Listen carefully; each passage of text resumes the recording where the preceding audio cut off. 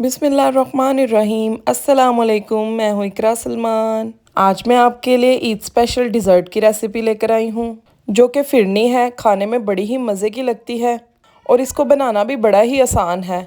Creamy thick और rich flavour वाली इस फिरनी को हम सिर्फ दो चीज़ों से तैयार करेंगे जो कि आपके घर में ही मौजूद होती हैं। थोड़े से दूध के साथ ढेर सारी फिरनी बनाएंगे। अगर ईद पर इस फिरनी को आपने एक दफ़ा बना लिया तो यकीन करें सब आने वाले मेहमान आपसे रेसिपी पूछे बगैर रह नहीं सकेंगे। चलें फिरनी बनाना स्टार्ट करते हैं। इसके लिए सबसे पहले मैंने 100 ग्राम चावल लिए हैं। चावलों को आपने किसी मिक्सी में डालकर अच्छे से इनका फाइन पाउडर बना लेना है।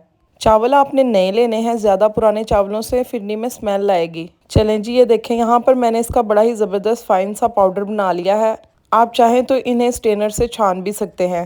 अब एक मोटे पैंदे वाली पतीली ले लें, उसमें 1 कप भर के शुगर शामिल कर दें और 3-4 टेबलस्पून पानी शामिल कर दें। चीनी को आपने कैरेमलाइज करना है।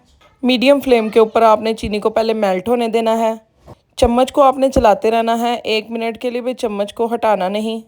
ये देखें शुगर जो हमारी थी वो कैरेमलाइज्ड हो चुकी है। बड़ा ही ज़बरदस्त इसका गोल्डन सा कलर आ चुका है। जब इस कंडीशन में शुगर आ जाए तो इसमें दूध शामिल कर देंगे। 2 लीटर मैंने दूध लिया है जिसमें से 1 मग ठंडा दूध मैंने साइड पर कर लिया है। अब आपने मुसलसल चम्मच चलाना है। आपको लगेगा जैसे शुगर नीचे चिपक गई है, लेकिन आराम आराम से ये खुद ब खुद उतर जाएगी और मेल्ट हो जाएगी। इसमें घबराने की कोई बात नहीं है। चलें जी, अब मुसलसल चम्मच चलाते हुए हम इसे रेडी कर लेंगे। दूध में उबाल आने दें। जब तक दूध में उबाल आते हैं तब तक हम फिरनी का मिक्सचर तैयार कर लेते हैं जो हमने दूध में डालना है। इसके लिए 1 मग मैंने ठंडा दूध लिया है जिसे एक बाउल में शामिल कर दिया है।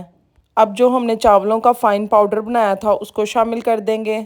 आप चाहें तो ये पाउडर बाज़ार से भी ले सकते हैं और घर पर भी बना सकते हैं। अब फिरनी के फ्लेवर को मज़ीद बढ़ाने के लिए यहाँ पर हम 1 कप ड्राई मिल्क यानी कि सूखा दूध शामिल करेंगे।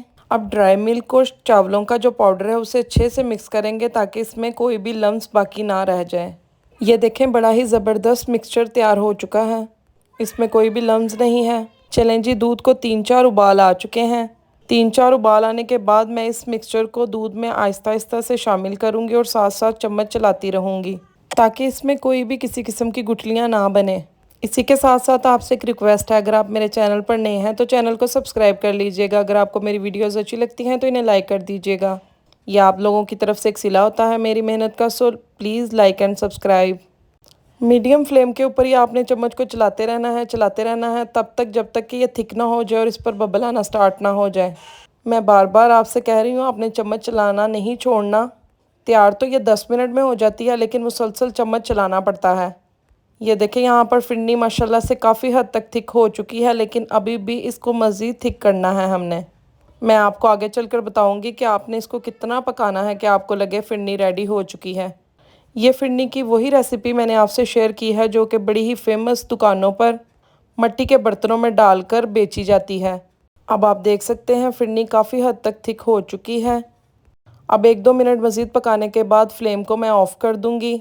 ये देखें, अब आपने किसी प्लेट में इस तरह से फिरनी को डालना है और इसे देखना है कि ये नीचे तो नहीं तेज़ी से आ रही। अगर आ रही है तो इसका मतलब फिरनी अभी पक कर तैयार नहीं हुई।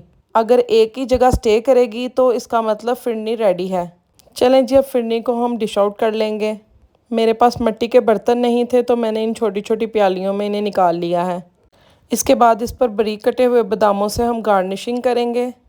बादामों का टेस्ट भी फिरनी में बड़ा ही मज़े का लगेगा।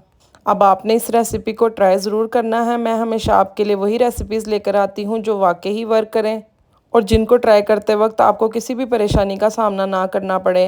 दुआओं में याद रखिएगा। इजाज़त चाहती हूँ। अल्लाह हाफिज़।